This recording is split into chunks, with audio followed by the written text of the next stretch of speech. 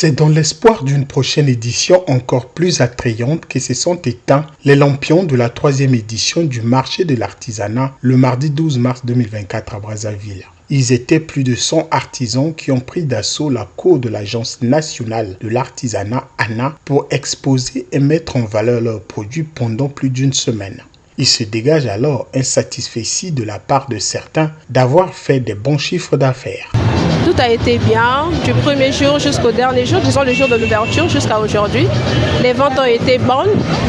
C'est vrai qu'il y a eu des jours où, mais sinon les ventes ont été bonnes et l'activité s'est bien déroulée. C'est vrai qu'on a la 3e édition, mais pour moi c'est la première édition. La suggestion que je peux donner, c'est de continuer avec ces mêmes activités. Pourquoi ne pas arriver jusqu'à la 10e, 20e, 30e édition pour encourager les artisans en fait. Premièrement, j'étais très heureuse de participer d'abord. Ça m'a permis de plus m'enrichir côté connaissances et aussi de savoir les points de vue de mes clients. Il y a eu pas mal de gens qui sont venus pour acheter et qui ont aimé et qui ont passé aussi des commandes. Je dis aux organisateurs félicitations et merci à eux de pouvoir permettre à tout artisan de venir participer et de faire savoir nos produits. Aussi invite-t-il les Congolais à apprécier les produits locaux à l'exemple des habits faits en raffia. Le raffia, c'est quelque chose de nouveau chez les Congolais. Ils découvrent.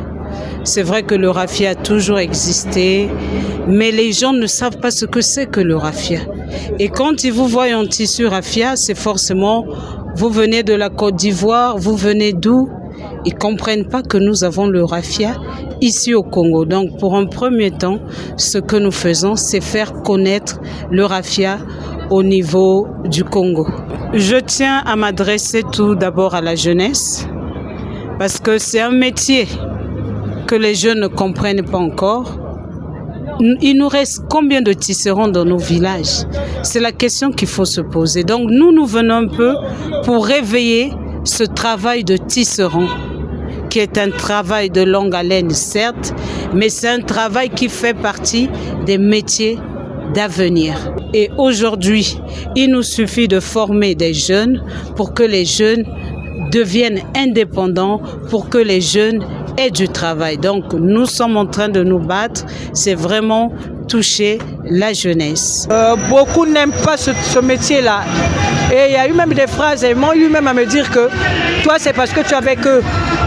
Mais je vais leur dire que aujourd'hui, ce métier m'a amené même à Paris. Je suis parti représenter ce pays à Paris. C'est grâce à l'artisanat. Vous voyez un peu ce que je fais. Vous voyez. Donc ça veut dire qu'on ne triche pas. C'est un métier très noble. Ça, c'est un conseil que je dis, c'est un métier très noble. Je suis fonctionnaire, mais vous voyez ce que je fais. Donc ça veut dire que ma retraite est déjà assurée. Clôturant cette édition, Jacqueline Lydia Mikolo, ministre des PME de l'artisanat, a remercié ses artisans tout en les invitant à se préparer pour les grands rendez-vous nationaux et internationaux.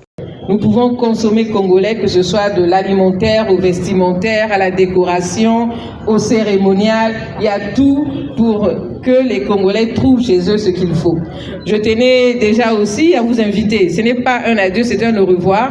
Nous avons des rendez-vous bientôt. J'espère qu'on va tous se retrouver et qu'on se prépare pour la foire internationale de l'artisanat du Congo, parce que là, nous allons avoir des invités internationaux qui viendront de plusieurs pays. Il faut avoir du stock, il faut avoir de la qualité, il faut qu'il y ait de la visibilité avec des très beaux stands. Et je compte sur mes champions que vous êtes, sur les champions de la République que vous êtes, pour que vous puissiez faire rêver les étrangers qui vont venir.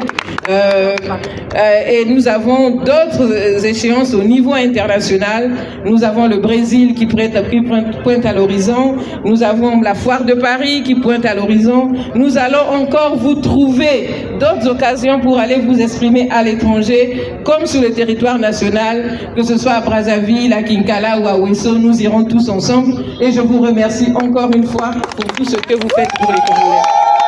Rappelons que cette 3e édition a été placée sous le thème « Donnant de la valeur à la créativité artisanale ». Le rendez-vous est donc pris pour la prochaine édition.